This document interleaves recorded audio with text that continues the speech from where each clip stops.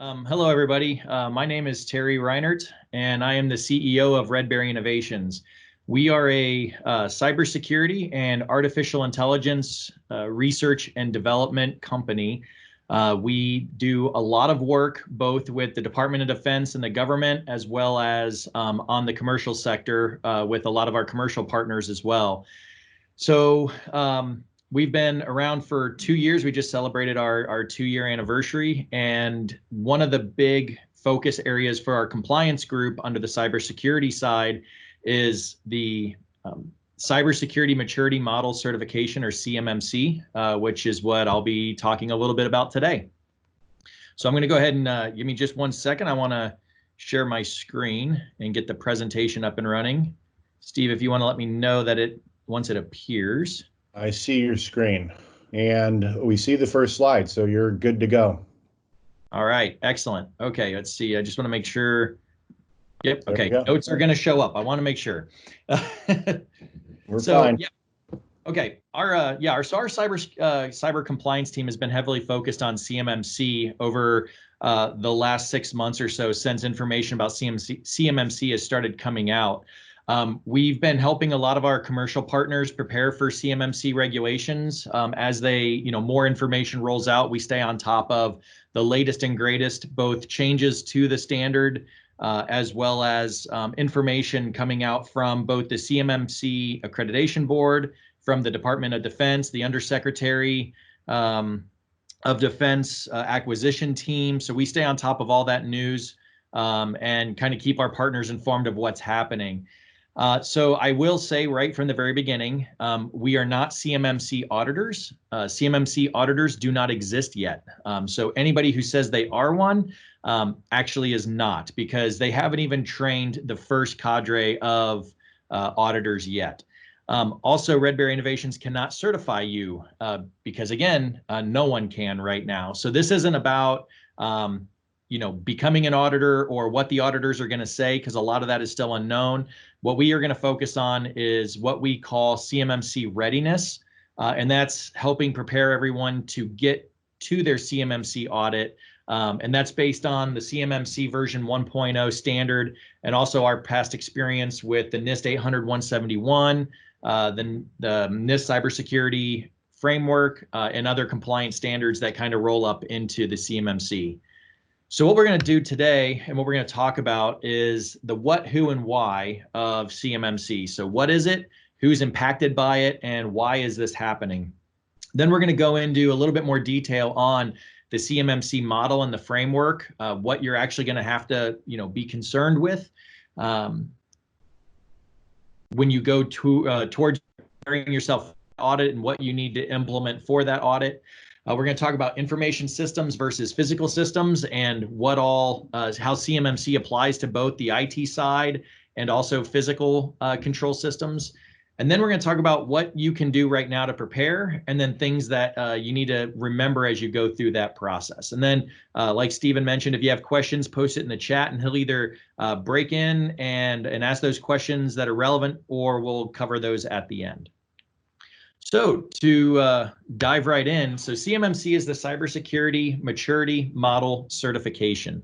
It is a vision for a unified cybersecurity standard across all of DoD and what they call the defense industry base. So that includes kind of everybody that has anything to do with the DoD.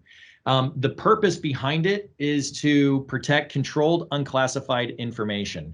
So that's an interesting one. Like, what is controlled, unclassified information?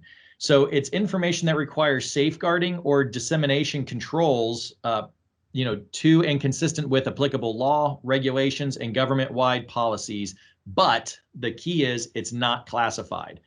So it's kind of interesting. A lot of people say or ask the question of, what exactly is CUI? That's a great question. So things like building designs. If you're going to build a new headquarters for a military unit, those schematics, those architecture diagrams, the plan for the operational technology systems, the plan for the information technology systems, even though it's not a secured facility in terms of processing classified information at the collateral secret or top secret level, that information is still considered sensitive. It's controlled unclassified information.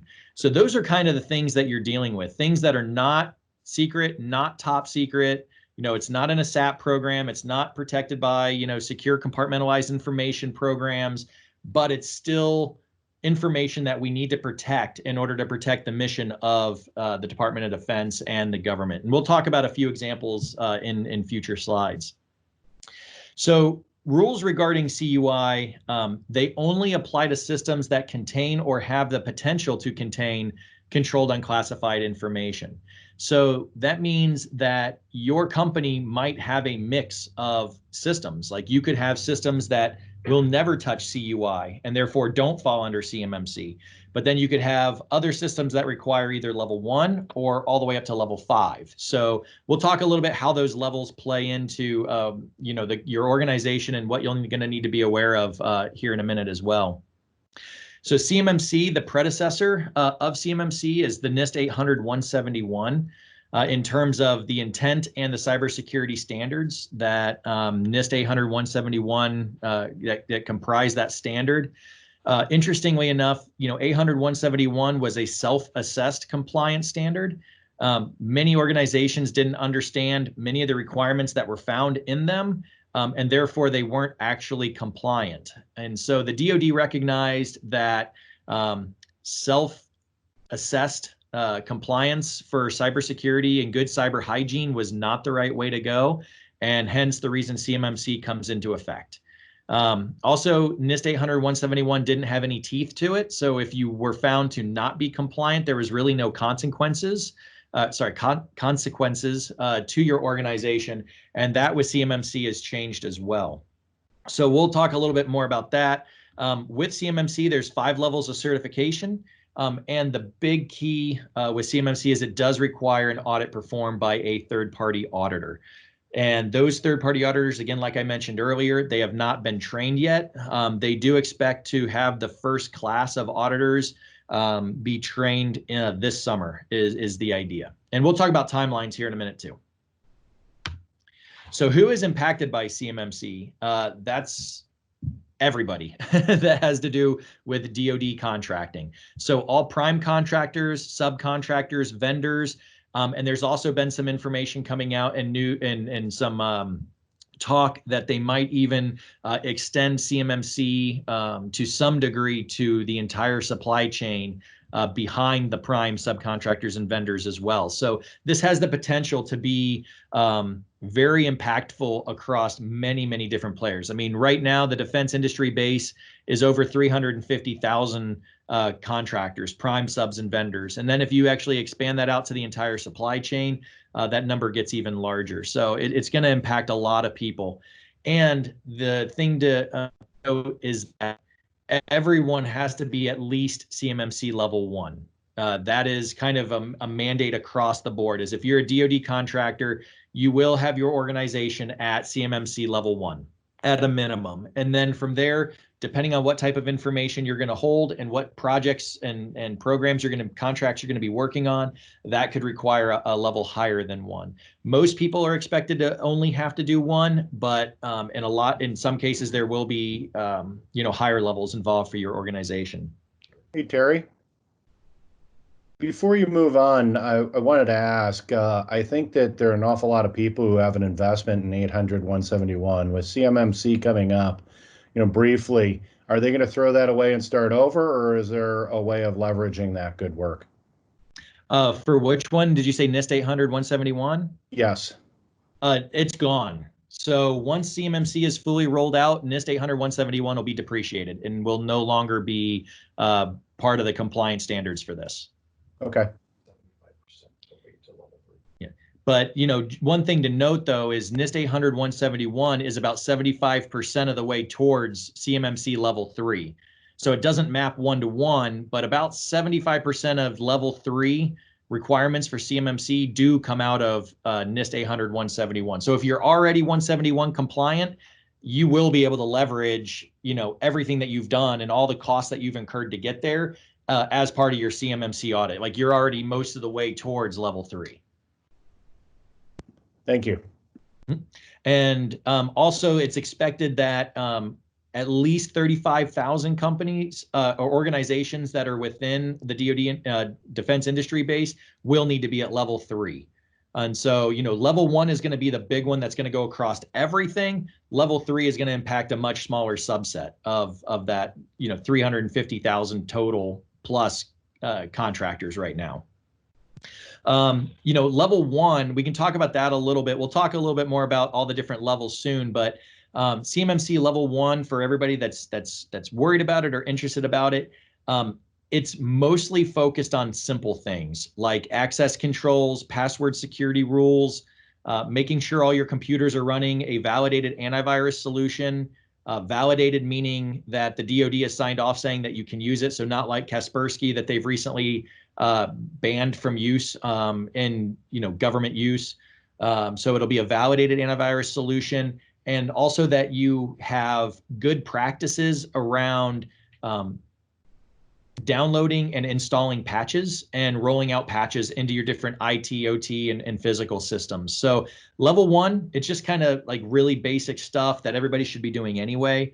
So it's not going to be, it's nothing to be worried about. It is going to be something that you're going to have to maybe update some of your process and procedures to get and maybe deploy a little bit of software for, but it's not going to be, too much of a behemoth to take on. So why is this happening? So as everybody knows, if you watch the news, if you follow, any kind of social media, that cyber espionage and data breaches are increasing across the world, very heavily so in the United States and within the defense industry based. The global cost of cybercrime has reached $600 billion in 2017 across everyone.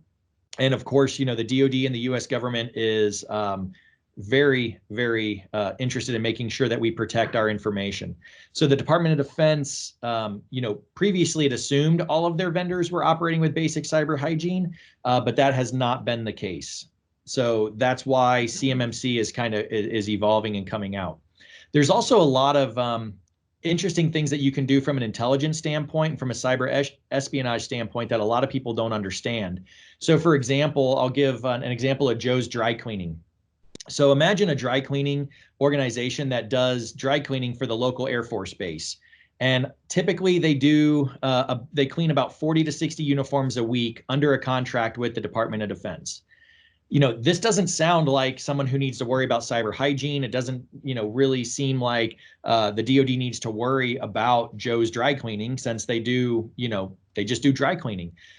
But imagine that this dry cleaning organization got hit with some kind of spyware or malware due to a vulnerability in their network or their system. They weren't rolling out patches. They're using an old version of Windows, and they were hit with spyware and they got implanted by a foreign adversary. Well, fast forward a little bit, and now all of a sudden Joe's Dry Cleaning won a new contract in order to do uniforms a week versus 40 to 60 uniforms a week.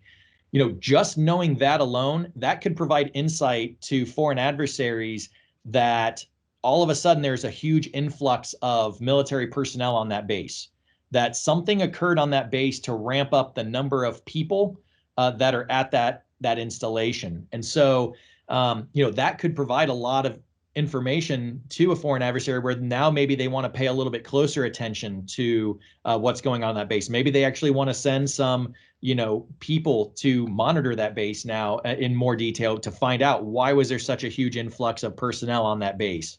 And so this is why CMMC applies to everyone, even people that you normally wouldn't expect to need something like this, and also why they're moving so quickly with it. So that kind of provides the need there. Some other interesting points to make about why this is happening is there are a lot of services out there, especially now that everybody's adopting the cloud, that are being used that have either foreign affiliation, they lack security controls, and could also be compromised more easily. So, for example, a lot of file sharing like Dropbox or Box or Google Drive, things like that, they're not going to be compliant, out of the box for CMMC. They're going to have to be audited independently based on the process and procedures that you as a company have in place for using it, but also the security controls that vendor, being Dropbox or Google, have implemented around their file sharing services. So The CMMC accreditation body has announced that they are looking at honoring existing FedRAMP certifications. So, if software that's already FedRAMP, it has a higher probability of being CMMC compliant. But again, everything is going to have to be independently audited as you go. So, it still remains to be seen whether, say, Redberry, say we use Dropbox and we get it audited and we get compliant at level 1 or level 3, and we're using Dropbox. It remains to be seen on whether, say, Ops Compass goes to do a Dropbox, will it just automatically be compliant, or will it still need to be audited independently, even though it's already been done by another organization? They're still trying to figure some of that out. But the things that we have mostly heard is that it will still need to be audited independently, because a lot of it is not only the security controls, but also how you use it, what devices within your organization it's used on, what security controls you have on those devices, et cetera. So it's going to be interesting to see how that evolves. So that's kind of the what, who, and the why behind CMMC. So now we'll talk a little bit more about the model itself. So the model itself is broken down into domains, capabilities, and practices. So domains, those are the topics that are covered by the certification standard, and that they have requirements associated with them. So things like access control, that would be a domain. And then underneath access control, you'll have multiple capabilities.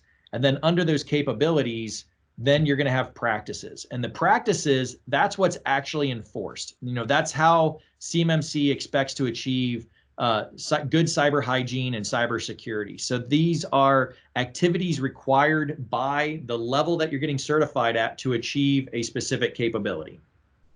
So that's how the model exists as a whole. Now, when we talk about levels, there's 5 different levels of compliance for CMMC. So on the practice side, they range from level 1 to 5, where 1 is basic cyber hygiene, all the way up to level 5, which is advanced progressive cyber hygiene. So level 1 is the least stringent, level 5 is the most stringent. And so that's kind of the way that it goes. It kind of opposite of the DEF CON schedule and the DEF CON numbering system. So each one requires practices that have to be demonstrated at that cyber hygiene level. So for level 1, you got a basic cyber hygiene. Level 2, you got intermediate. Level 3 is good. And then it gets a little interesting here. Level 4 is where it's proactive. So you have proactive cyber hygiene, proactive security controls. And then level 5 is where you fall into the advanced and the progressive kind of category. On the processes side of your organization, so in parallel to the practices, processes range from being performed at level 1, being performed at level 1, documented at level 2, managed at level 3, reviewed at level 4, and then optimized level 5. So processes are implemented, reviewed for adherence, reviewed for effectiveness, managed, and then standardized and optimized across the organization. So again, both practices and processes fall under CMMC at each of these different levels. So when you look at the framework conventions under the CMMC model, you have the domains. So, there's multiple domains. And then under domains, you've got processes and capabilities. So under capabilities, for any given domain, there's going to be one or more capabilities that could span through each of the 5 levels. And then each of those capabilities, you're going to have practices. Again, practices are where they're actually doing something to achieve cybersecurity. So if you look at this example of access control, the capability, is establish system access requirements. So that seems pretty vague. Well, then under that, you have practices that fall under each of the levels. So for level 1, you could have a practice call that states limit information system access to authorized users, processes acting on behalf of authorized users or devices. So that is the actual practice. And then underneath that, you can see the list of, bullet points there of references as to where that practice comes from. And you can dig into those, each one of those references to learn more about that practice and then understand what you need to do to be compliant at level 1 to meet that practice under that capability. So if you look to the right, you move into the level 2, And that's going to be a little bit more stringent of requirements. So that practice there is provide privacy and security notices consistent with applicable CUI rules, which then you see the references back to NIST 800, 171, and 53. And then limit use of portable storage devices on external systems. Again, coming out of 800, 171, CIS controls, the cybersecurity framework from NIST, and NIST 853. So that's kind of how this is laid out. And the interesting thing is the practices, if you notice, they are specifically vague, and it's kind of done on purpose so that way they could be widely applicable across multiple industries. The problem with that now is that it creates ambiguity in how the auditors interpret the requirements and how they're actually going to grade your organization in that audit. And so that's where having the experience with things like NIST 800, 171 and how those things were applied, being familiar with CIS controls, being familiar with FedRAMP, being familiar with the NIST cybersecurity framework, having that experience, you can apply that now to some of these vague practices to understand how the auditors are actually going to look at these things. So that's the framework and the model. But the other thing to note about the model and the framework is that it's applied to more than just information systems. It also falls under physical security and also external systems. Now, under information systems, it's also important to note that that's going to be broken down into both information technology and operational technology, both. So you have the IT and the OT side. So everything from servers, maintenance on those servers, the networks, the shared drives, the storage, the email systems, those are all IT side of things. Now add into that also more of these smart buildings. So, you're going to have lighting controllers, HVAC controllers, things that are very, very smart, that are collecting metrics on your building, sending it out to dashboards at other companies that monitor and can tweak, your third-party providers, your Rockwells, your Siemens, and things like that. So all of that is going to fall under CMMC and things that you're going to have to worry about at each of those levels. So access controls to your LDAP or to your Microsoft 365 accounts, but also access controls to your lighting controllers, your HVAC controllers, things along those lines.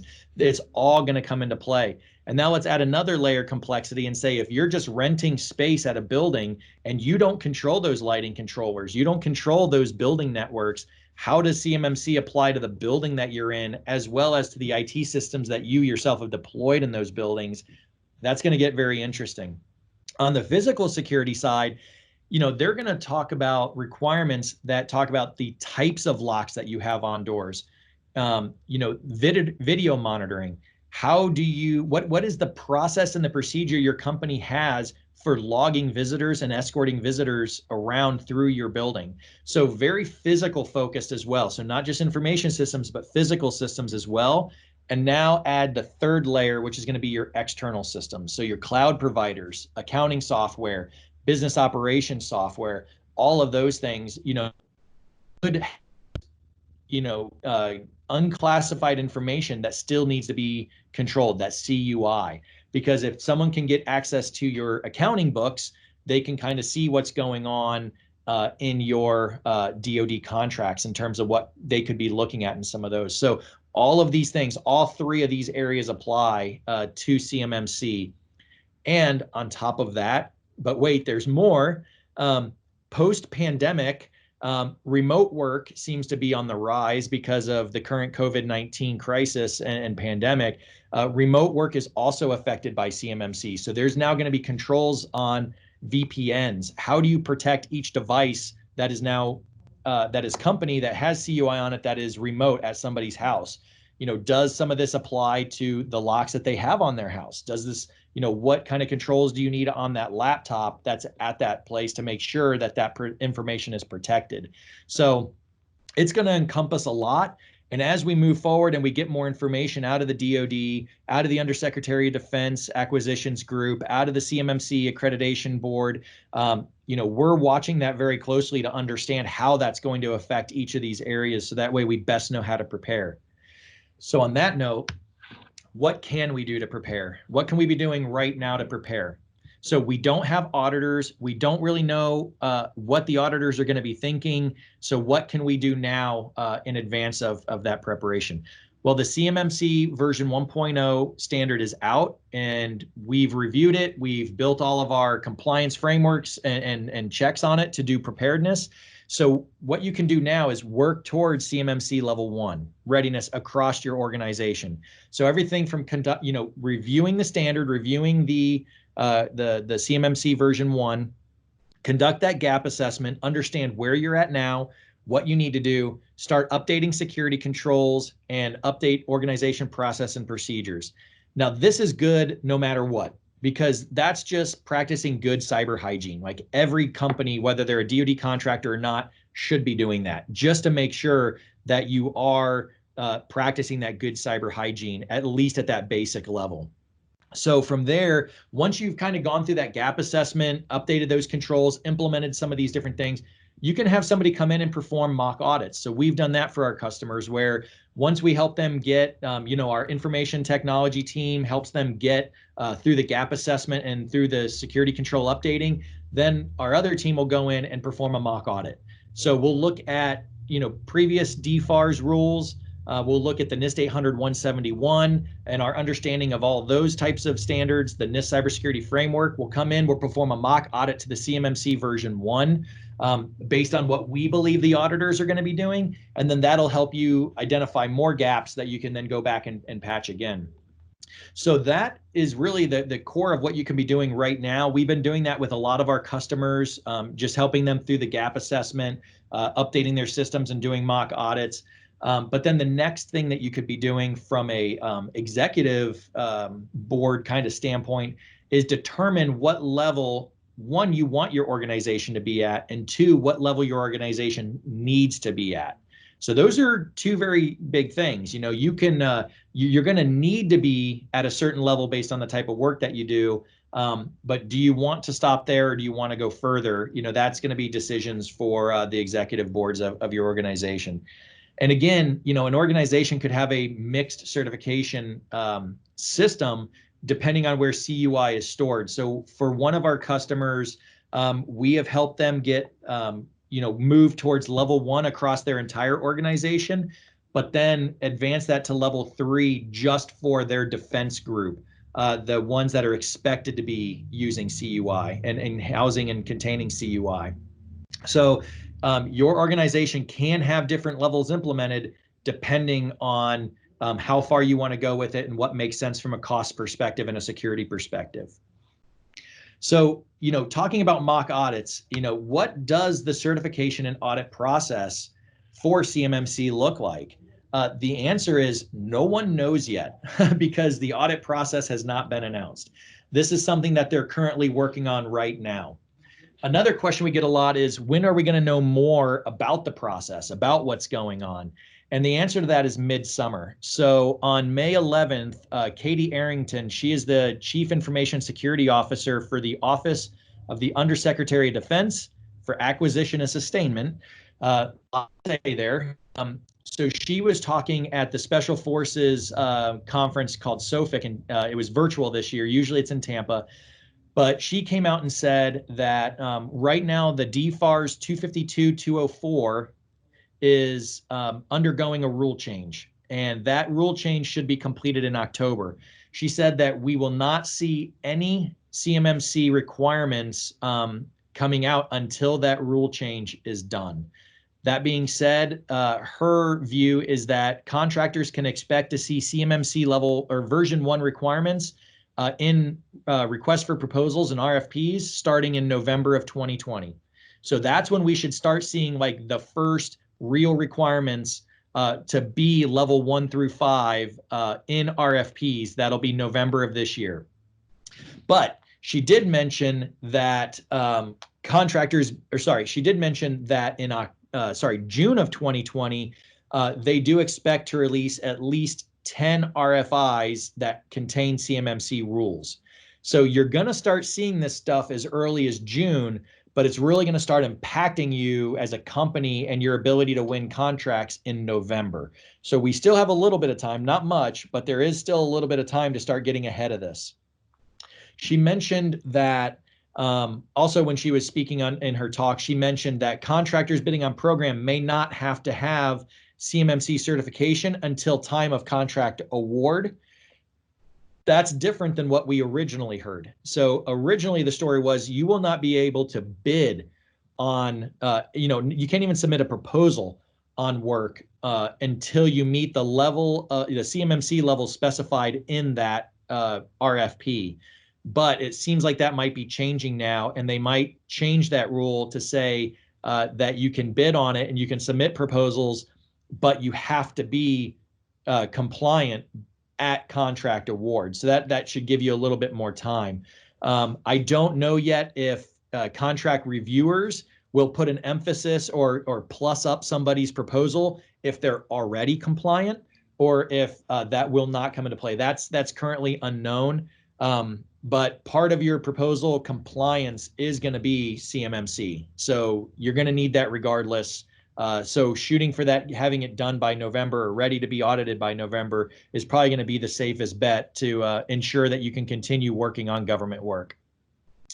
The other thing that was really interesting that she had said is that CMMC certifications will not be required for current contracts. This is only for new contracts. So say you've already won a contract award that was a base option or a base of 1 year with a 5-year option. You will not need to be CMMC compliant until that entire contract and all the option years are up for recompete after that is over with. So you won't need to be certified until then because it's an already existing contract.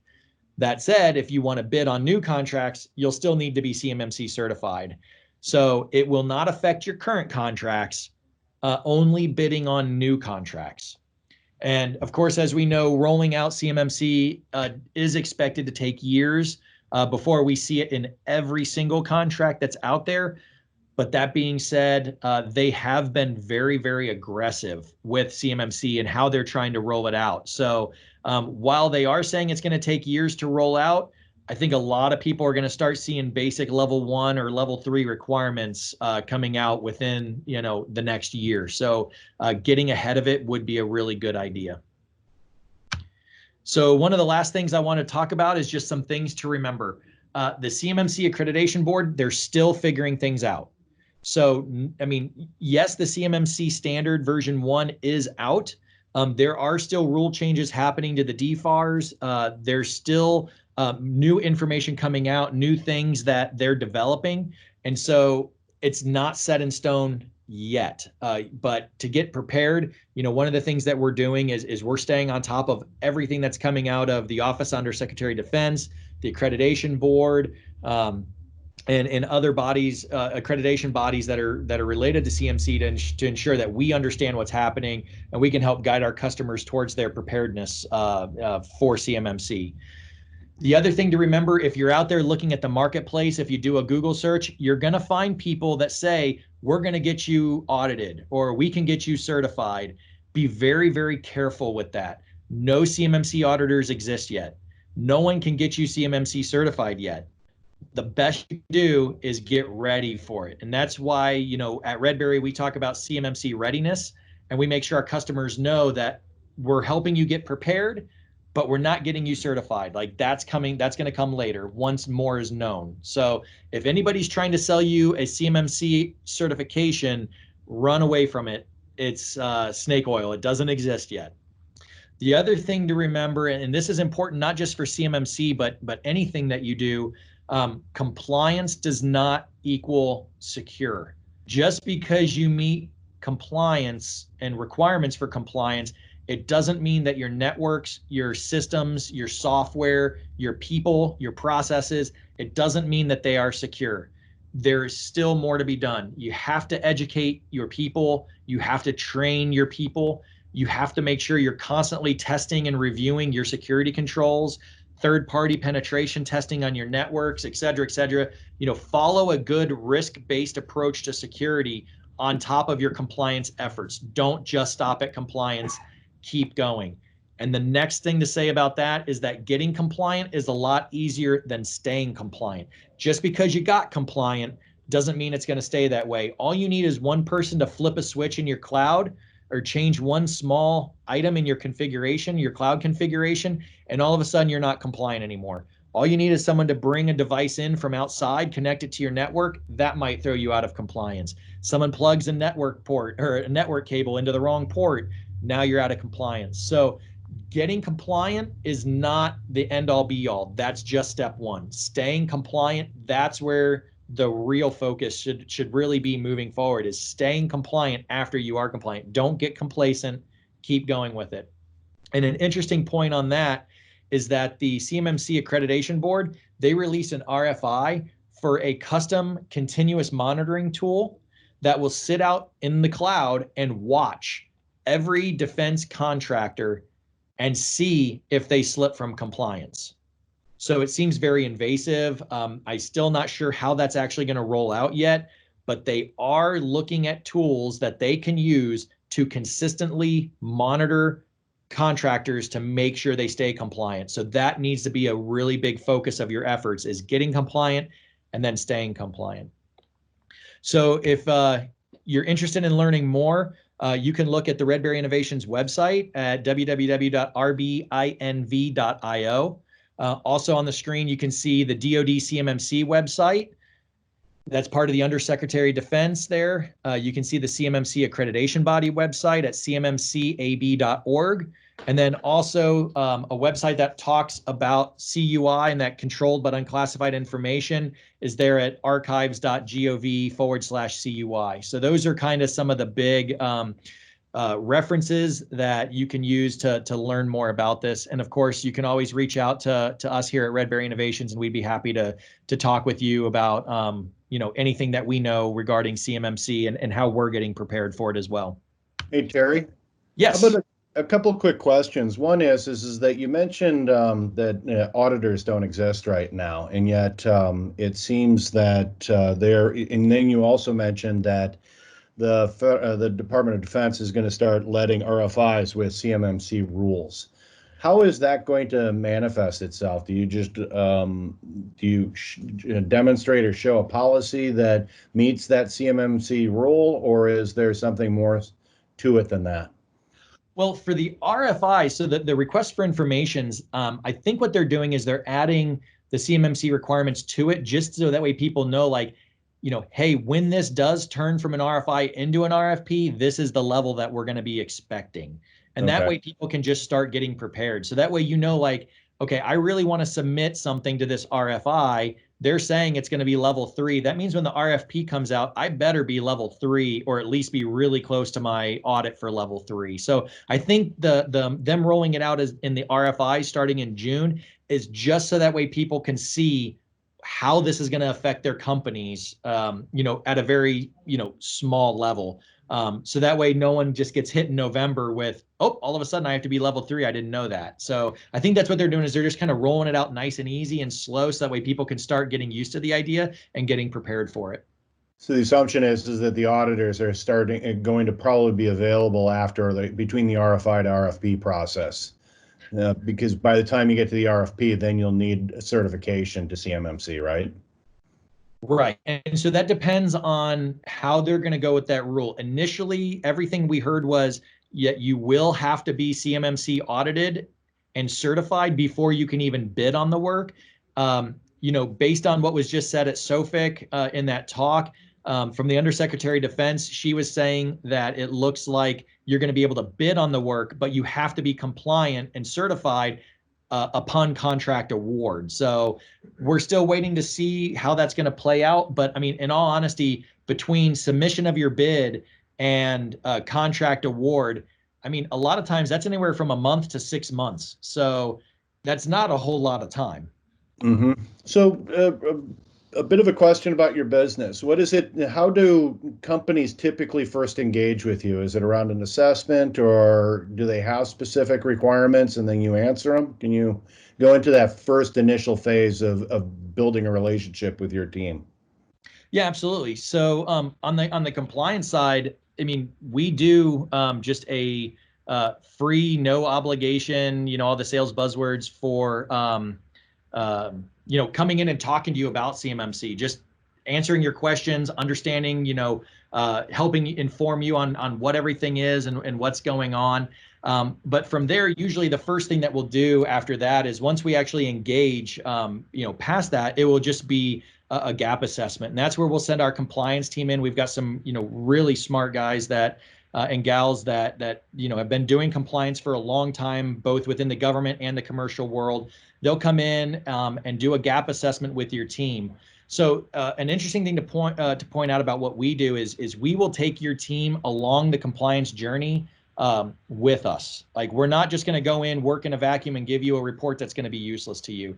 We're going to educate your team, and we're going to take you along that journey with you. So that way, by the time we get to that final report, your team knows exactly what needs to get done. They're well informed about, the whole process and everything else that's incurred. Like, we don't work in a vacuum. We work very closely with our customers. And then once the gap assessment's done, your team can go off and implement security controls and take it from there.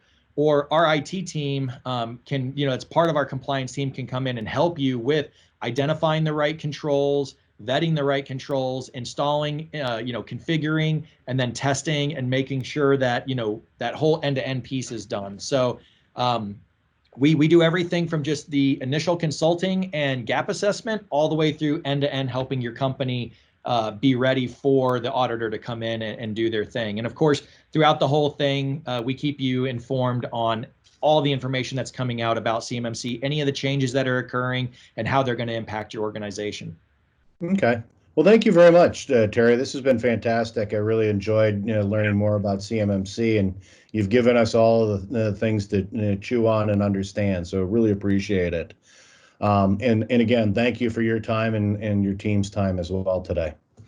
Absolutely. And amazingly enough, I kept it at exactly 40 minutes. No one's going to believe me that I didn't talk longer.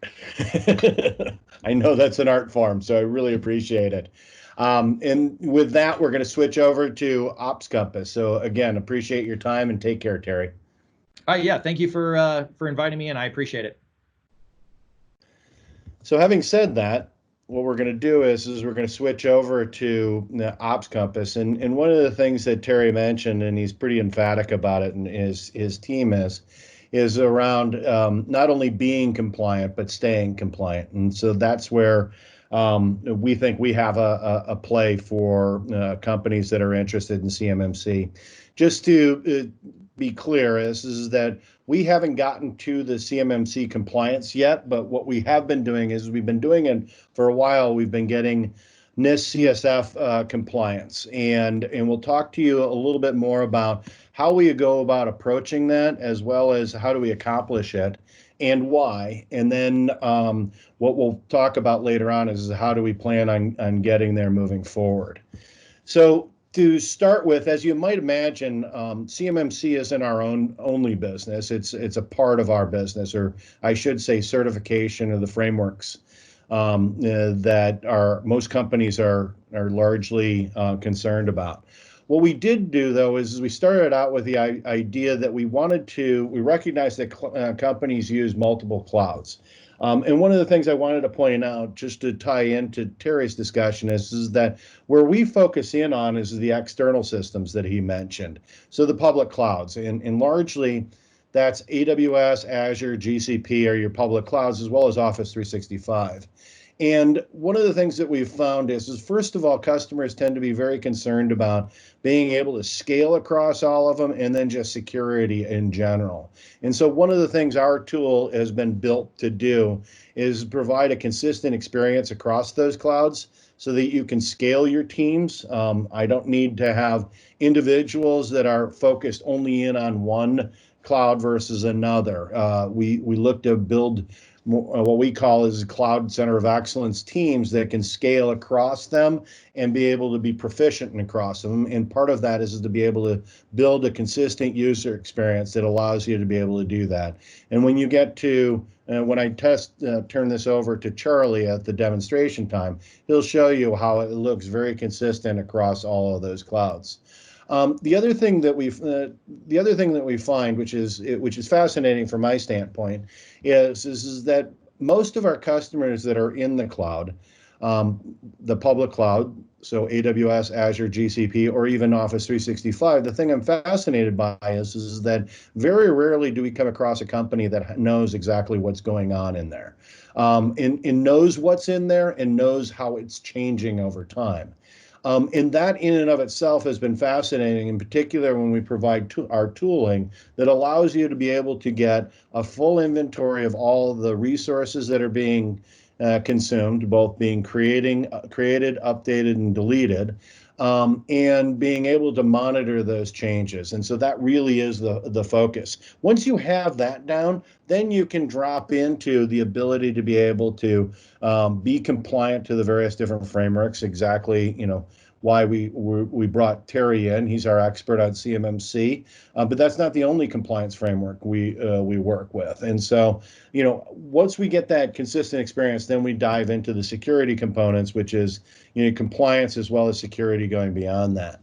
And one of the things that's also very interesting is this quote I came across from Gartner, suggesting that 99% of the failures are going to be the customer's fault. And if you're aware, the cloud has a shared risk model for which the provider of the platform is responsible for the physical security of their environment, as well as some level of security across their software, up to the point where a customer then provisions the resources.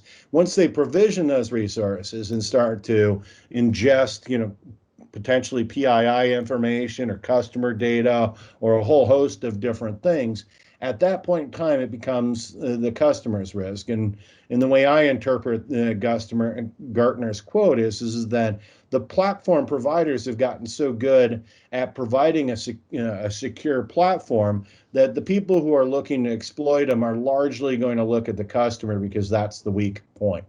And it is fascinating to see that. And based on our experiences, given my previous statement that I'm fascinated that a lot of our customers don't know what's in there, that kind of gives you some sense as to where the risk profile is.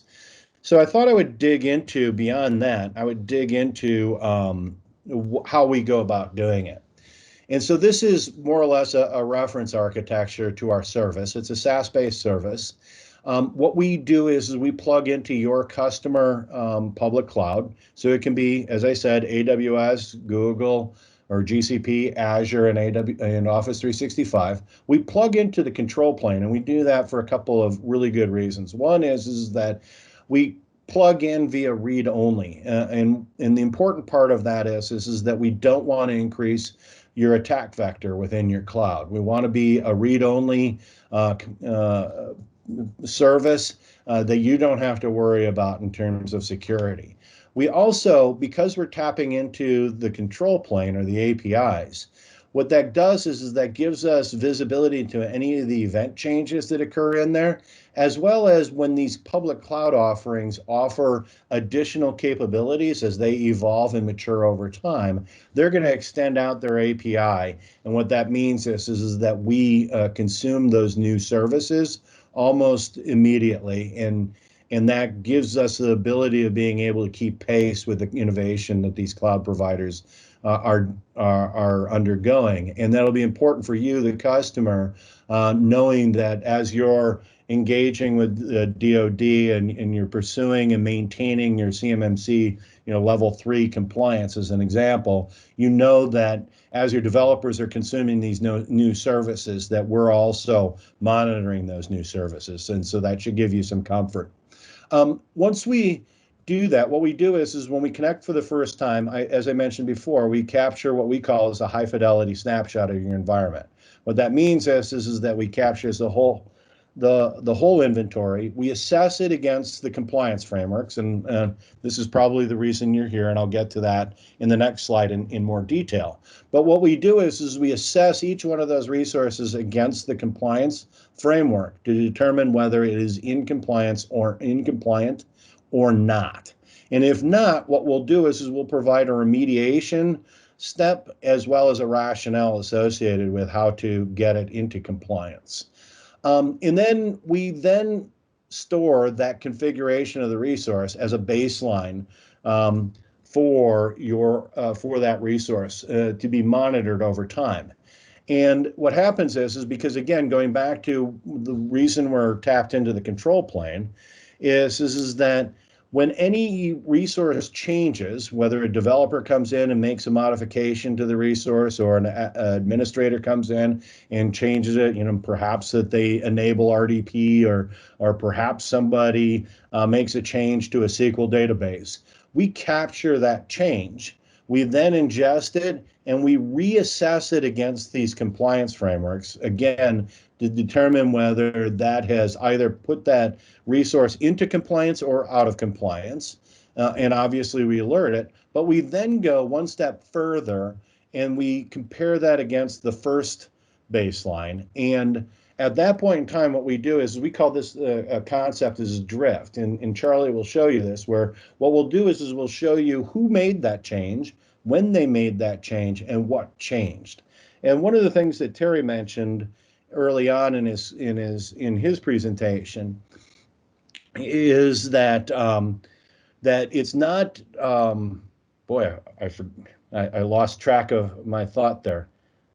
It's compliance is not security, and so security goes well beyond compliance. And when we get to the drift, what that does is that gives you an ability to be able to look at a less opinionated view, develop your own theories around how to be more secure, and that'll certainly come through when Charlie shows that. So again, we're going to show you the differential changes in the resources, as well as whether they're compliant or not. A little bit about the compliance, and I think this is an important concept to get across. This is that when Charlie shows you, right now we have NIST and CIS compliance set up in our tooling. And one of the things that's interesting about it, and in fact, when you looked at Terry's slides, one of the things he talked about is how CMMC maps into the various different frameworks. And in one of the frameworks that was referenced in there was NIST CSF. Another one of those frameworks that was mentioned in that mapping was CIS. And so one of the things that we have done here at Ops Compass is that we've mapped both NIST and CIS back and forth. And the reason that we did that is that by and large, a lot of the regulatory compliance frameworks like HIPAA, FedRAMP, now coming CMMC, so many of them tend to be derivatives of NIST. They tend to inherit from NIST and assign that as being kind of the basis for it. What we have found is that CIS tends to be much more verbose. And in particular, one of the things that they build, which is really important for you as the consumer of our service, is that they build frameworks where they are very prescriptive in terms of mapping Azure specific resources into the CIS specific control points. And they do that for AWS, and they do that for GCP, and they do that for Office 365. They do it for many, many others as well. And so over time, you'll see us adopt some of those new data sources. But the important point is because there's this explicit mapping in CIS, we wanted to adopt it because we didn't want to put any of our own biases in it. We wanted to make sure that we were clean and we were adopting, the intention of both CIS as well as NIST.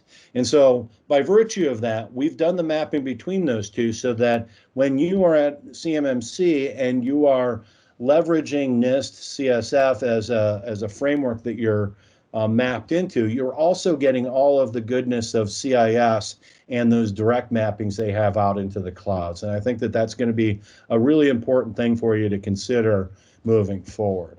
So having said that, I've prepped you for a number of things that Charlie is going to show. And what he's going to do is pick it up from here and demonstrate the tool in the context of how you can get quick visibility into the environment, and then also to do quick understanding of what needs to be remediated, how to remediate it, and then also to go well beyond the compliance framework into security scenarios that will help make your environment much more secure. So, Charlie?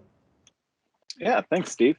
So as you guys are seeing now, this is the Ops Compass dashboard, and this is what essentially gets populated there within moments of connecting our tool into your public cloud at that control plane level, like Steve was just mentioning. And from a just understanding of kind of what gets populated really quickly is that high fidelity snapshot of your current state of your cloud is captured and then mapped to regulatory compliance as well as the CIS and NIST frameworks, so that you can dig in deeper and understand how your current posture is positioned from that initial setup, and then you have a quantitative way of measuring your progress over time. You know, are you trending in the right direction? But then also to quickly surface any of those types of incidences and get a plan in place to remediate. Again, like Steve was saying, it's across clouds, so just having a clear single pane kind of view into your security and compliance posture across all the clouds without having to navigate all the different dashboards, as well as having a score that's uniform across those, really helps to really understand where you're at in terms of security as you work towards being more compliant. And then all of that information gets split out down at the bottom, so you can see, you know, this company-wide score here at the top can then be broken down into individual accounts based on what you have connected here across all of your clouds. And all of the different compliance standards can be essentially enabled or disabled if you have different types of tenants connected that need to have different standards enabled and so forth, so that you really have that consistency and the customization there around your compliance. I just kind of wanted to dig in here really quick on what this looks like from a NIST perspective, and then to kind of speak to what Steve was mentioning there with the mapping into the CIS and being able to be even more prescriptive, how that looks and the consistency across the different types of frameworks. So as you'll see here, this is our compliance view, and you can see the identity, protect, detect, respond, and recover of NIST's CSF here, and then the severities of the issues that are currently being mapped. All of this content can be exported into CSV files so that you can essentially manipulate it and get it into different systems as you see fit. And another point of reference here on this screen is this is generated relatively quickly in that initial connection, but then it stays up to date essentially as quick as we can get the drift detection that Steve was talking about. And so as changes take place in the cloud, this gets updated within near real time, 2-3 minutes of the drift taking place, so that you have that clear vision of constant knowledge of what's currently out in your environment and if it's currently meeting the standards or not. Those reports will be reflected based on what you have set over here as the filter. So you can get very specific on the different types of cloud accounts if you only care about certain severities, or even to go in and search specifically by the actual resource type. You can go through there. We have customers often where a networking team will use this screen and they'll set their own filter where they can essentially log in, and with the click of a button, they have a view into all of their virtual networks, subnets, security groups, public IPs, those types of things, so that they just have a quick way, with a click of a button to get that quick visibility into what their environment looks like. So I'll dig in here a little bit, and maybe I'll look at a couple AWS, a couple Azure, and we can focus in on just the high severity alerts.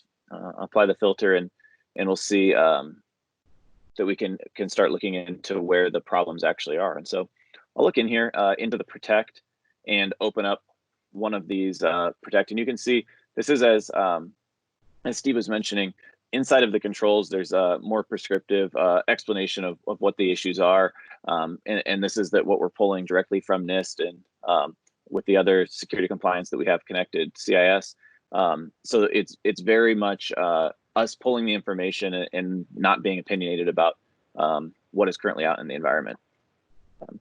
So you can see relatively quickly that I have a handful of S3 buckets that are currently violating this access permission and authorizations control. So I can see when this is getting checked. And so one other point of reference to make is we are monitoring any drift that's taking place and alerting within those 2 to 3 minutes, but we also will do periodic scans just to report back, and you can have 2, 3, 4 times a day if nothing is changing, where Ops Compass is still making sure that resource is either in compliance or out of compliance based on the rules that it gets mapped to. And so let's look into this important information S3 bucket.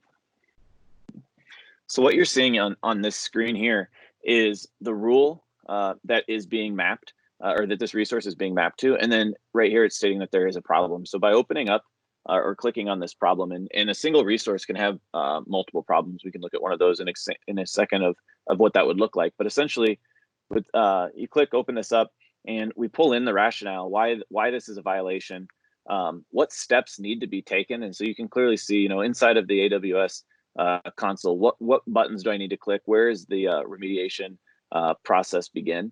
And our tool also has the ability to plug into any of your ticket managing systems. So if this was a new resource or a change to resource that took you out of compliance, this is the type of information that Ops Compass would provide inside of a ticket in like a ServiceNow or a Jira to say, hey, here's a new resource. This is when it got when a change took place that took it out of compliance, and work it right into your current workflow.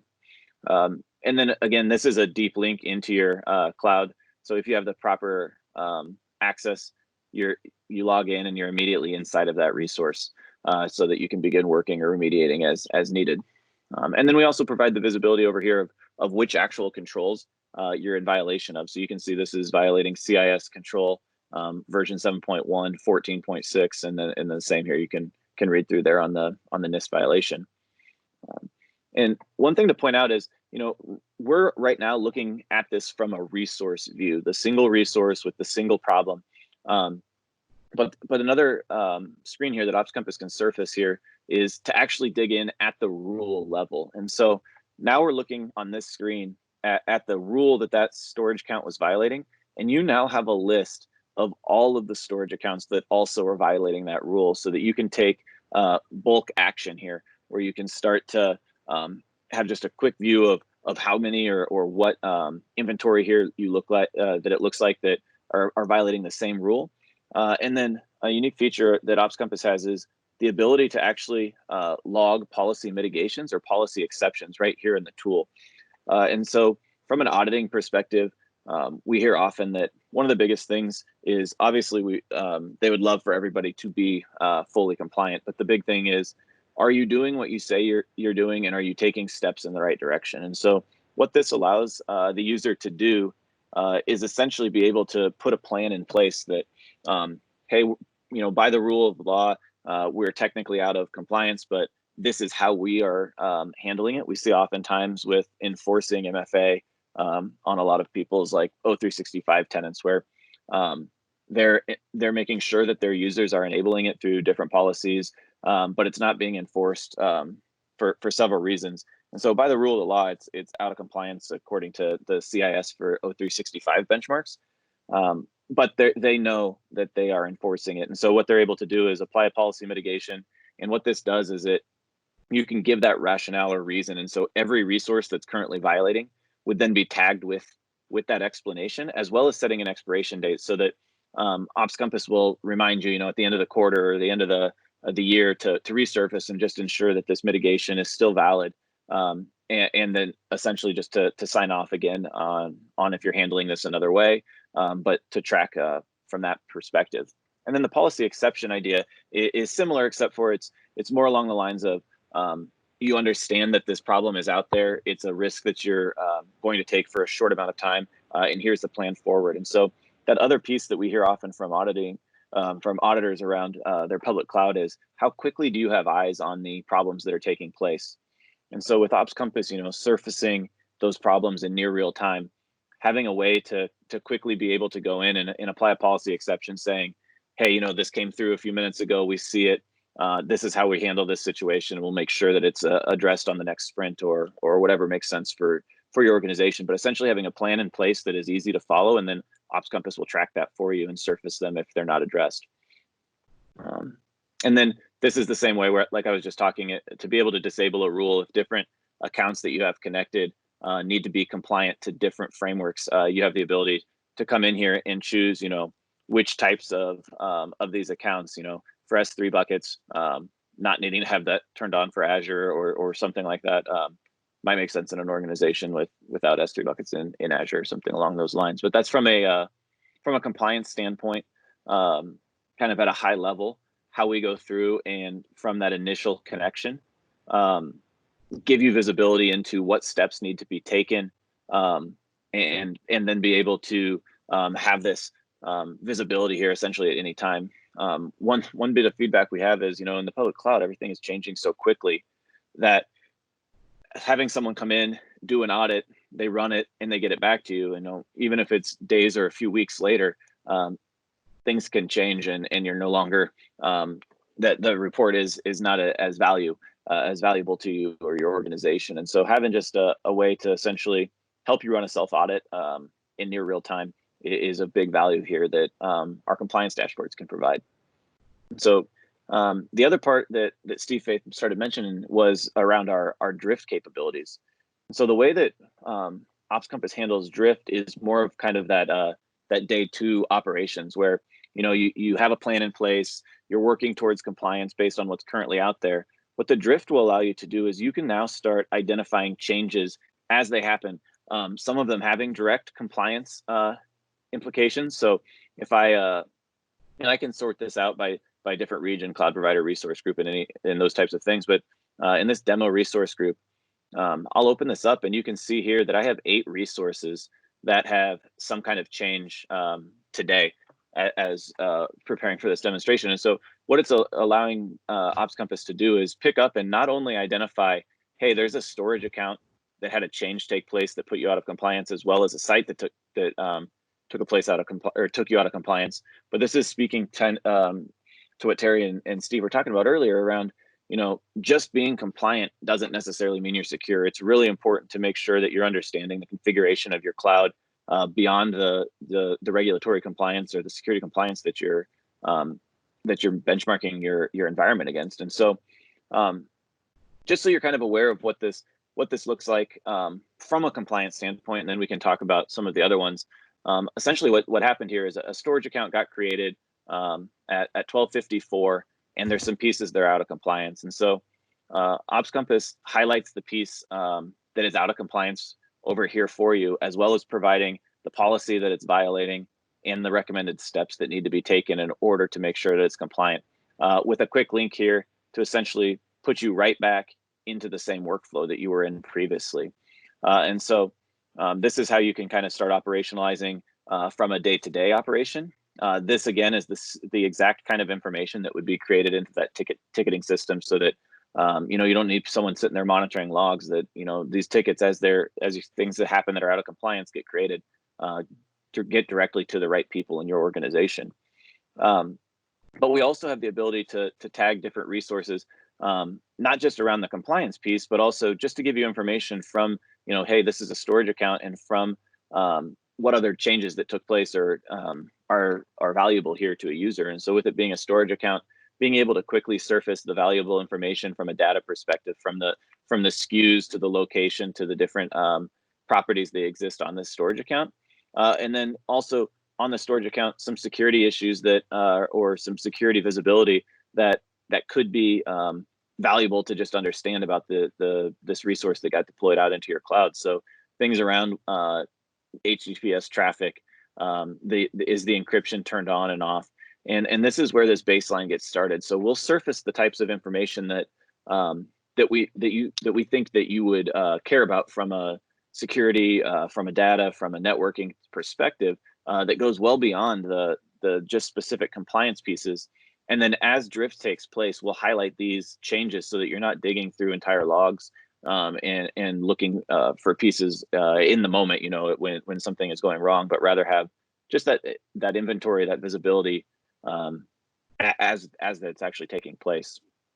And so this is a new resource. I just wanted to quickly come back and show you how we would focus in on a change that takes place. So from like a costing perspective here, only one piece of this document changed, and we'll surface what it used to be as well as what it is now. And so you can expand out and see the entirety of the file here.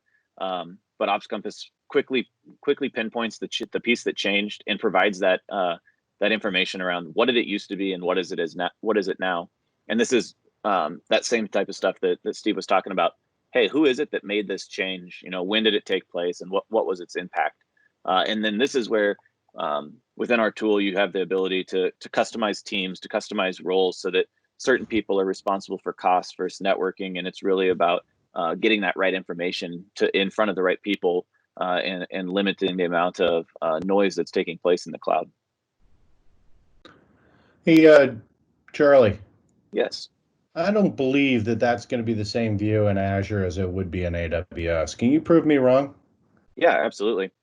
And so we can actually pull up here. We can filter by cloud provider here and be able to pull up different pieces from Google, from AWS, from Office 365. And so being able to filter down, these are the Azure ones that we are just looking at. I can pull up an AWS one and look around like a network security group here.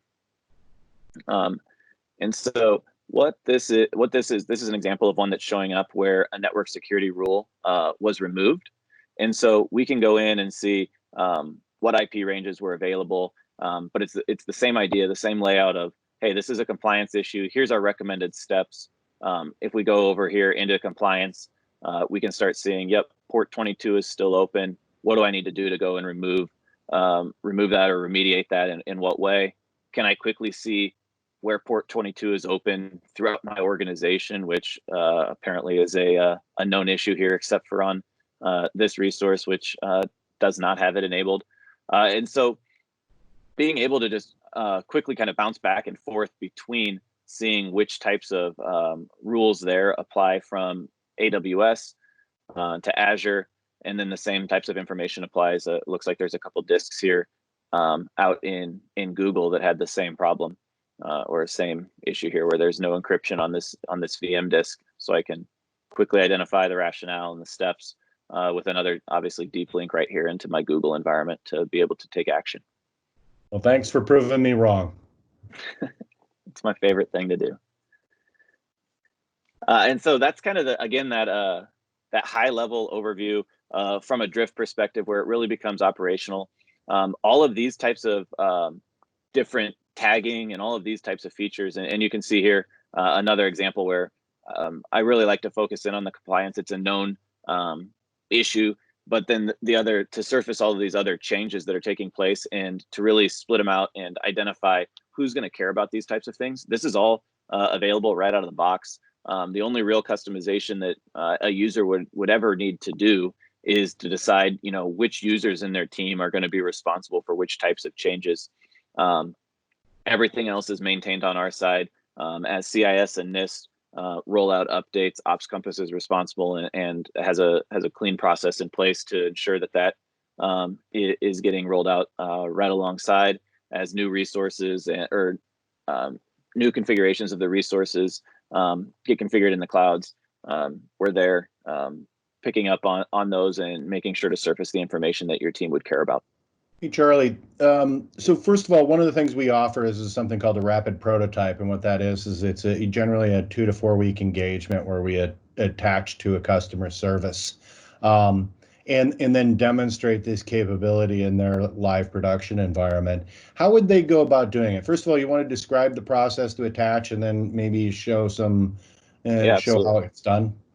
Yeah, absolutely. So in order to connect one of your cloud environments, we connect just like any enterprise application. So you need that like global admin to initially approve the connection of our read-only application, and then after that, that initial button click, which we provide through a little add-on wizard here, where you would essentially just click which account you're looking to add. You click the button and then it will start working you through the process, asking if you're the user, and the way we validate is either through your Active Directory by adding the user to our Ops Compass that would then be authorized through your AD, or we use Auth0 if you're not using the Azure Active Directory to authenticate that you are the appropriate person. And then once you click the ability for Ops Compass to connect, it's as easy as just having an owner on the account, or the subscription, or the organization, or the project, or the tenant to click, yep, this is the tenant ID that I want to connect, and Ops Compass begins scanning it. It typically takes about 10, 15 minutes, depending on the size of the environment. And then it will let it to continue to populate. And then we like to follow up after a couple of days and see some of the drift that's taken place, see kind of where you're at, and help guide you through making decisions on how to make sure that you're working towards compliance. Okay. Well, thank you very much, Charlie. Appreciate your time. I'd ask if anybody has any questions, please feel free to drop them in the conversation box. Having said that, we do offer like I said, I alluded to, something called a rapid prototype, which allows us or gives you access to our tool from 2 to 4 weeks. And generally, the reason I say 2 to 4 is because it depends on your ability to carve out the time that allows you to thoroughly evaluate it and determine whether it makes sense for your organization. And then from there, we can talk about how we can continue that relationship beyond that point. But it is a relatively easy process. As Charlie just said, it usually takes much less than 30 minutes. We find ourselves doing a walkthrough at the end of the 30 minutes. And then from that period of time, we'll do some walkthroughs with you. We'll follow up and provide some guidance in terms of what we've found in your environment that may be of concern, and allow you to determine whether that's the case or not. So having said that, we appreciate, if there are no more questions, we really appreciate your time. Again, I want to thank Terry for the time that he and the Redberry team provided for us up front, as well as Charlie in the demonstration. And with that, I'll sign off and thank you, and everybody have a good day.